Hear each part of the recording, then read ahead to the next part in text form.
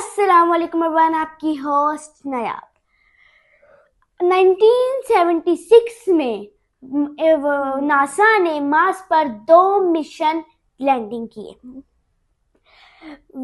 جولائی میں وائکنگ 1 اور سپتمبر میں وائکنگ 2، یہ بہت انہوں نے سکسیسفلی ڈن کیے۔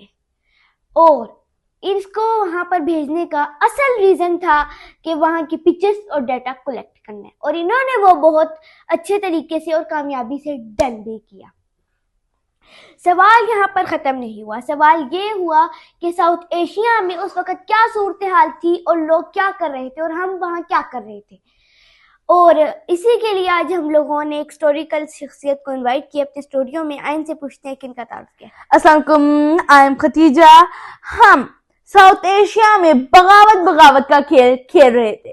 میں شروع کرتی ہوں افغانستان سے۔ افغانستان کے صدر داؤد کی حکومت کے خلاف بغاوت کا پروگرام عروج پر تھا۔ رشیا افغانستان پر اٹیک کرنے کی منصوبہ بندی کر رہا تھا، اور بعد میں افغانستان کے صدر داؤد کی حکومت کو بغاوت ملی اور بہت سکسیسفلی ملی۔ اچھا، یہ جو افریقہ کا پرابلم چل رہی تھی، چلیں یہ ہم نے مان لی، تو اس وقت پاکستان کی کیا صورتحال تھے؟ پاکستان کس مشکل سے گزر رہا تھا؟ پاکستان 2 حصوں میں ڈیوائیڈ ہو چکا تھا۔ پاکستان میں سیاسی عدم استحکام عروج پر تھا۔ دھاندلی شدہ الیکشن کے خلاف اپوزیشن کیمپین کر رہا تھا، اور اپوزیشن فوج کو بغاوت کرنے کے لیے خط لکھ رہا تھا، اور اس وقت پاکستان بہت کریٹیکل کنڈیشن سے گزر رہا تھا۔ دیکھیں، ساؤتھ ایشیا، انڈیا بھی تو ساؤتھ ایشیا پر ہے، پھر انڈیا کی کیا صورتحال چل رہی تھی؟ انڈیا میں میڈم اندرا گاندھی کی ایمرجنسی گورنمنٹ تھی۔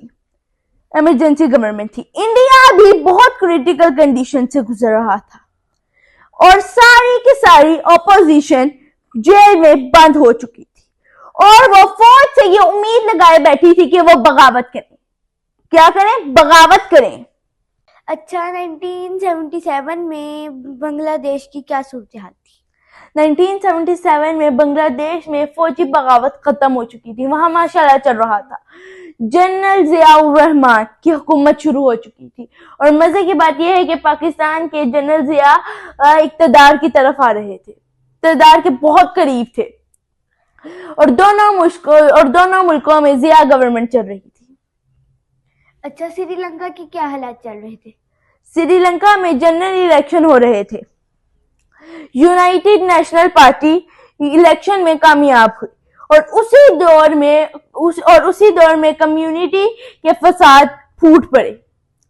TUIF نے سری لنکا سے علیحدہ ہونے کی تحریک شروع کر دی، اور اسی طرح سری لنکا کے بھی حالات خراب ہو گئے، اور سری لنکا میں ایک طویل جنگ شروع ہو گئی۔ دیکھیں ناظرین، آج ہم لوگوں نے ساؤتھ ایشیا اور امریکہ کے درمیان کمپٹیشن کروایا۔ امریکہ نے 1976 میں مارس فتح کر لیا۔ تب ساؤتھ ایشیا میں جھوٹ، اقتدار، نفرت، دھندلی اور مذہبی فکر واریت میں ڈوبے ہوئے تھے لوگ۔ ابھی بھی آپ لوگوں کے اوپر ایک میلی چادر لگی ہوئی ہے، جس کو آپ لوگ نہ ان سے چھٹکارا لے رہے ہیں۔